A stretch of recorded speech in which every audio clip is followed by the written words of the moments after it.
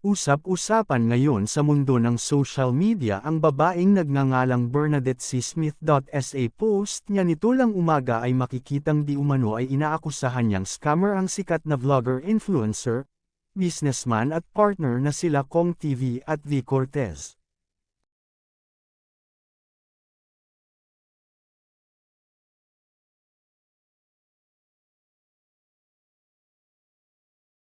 Dahil sa madami ang nagtatag kila Kong at V, hindi naiwasan na nag-comment si V sa nasabing post at nag-post din ang kanyang partner na si Kong TV sa Facebook page nito.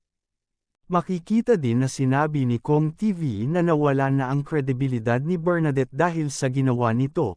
Matatandaan na si Kong TV at ang buong Team Payaman ay ang isa sa pinakahinahangaan hindi lang ng mga ordinaryong manunood kundi ng kanilang kapwa vlogger at influencer.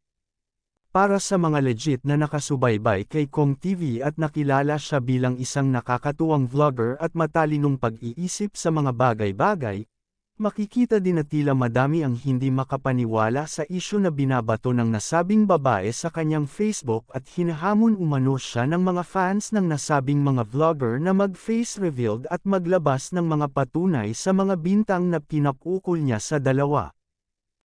Madami pang mga sunod na post ang ginawa ng nasabing babae kaya naman hindi naiwasan na patulan na ito ni Kong TV sa comment section at tila matapang pa ang babae sa kanyang mga sagot na animoy madaming nalalaman. Marami pang mga kasunod yan patungkol sa iba pang madadawat sa isyu ng scam kaya kung gusto masubaybayan mag-like, comment, share and subscribe na kayo para maging update sa mga susunod na kaganapan.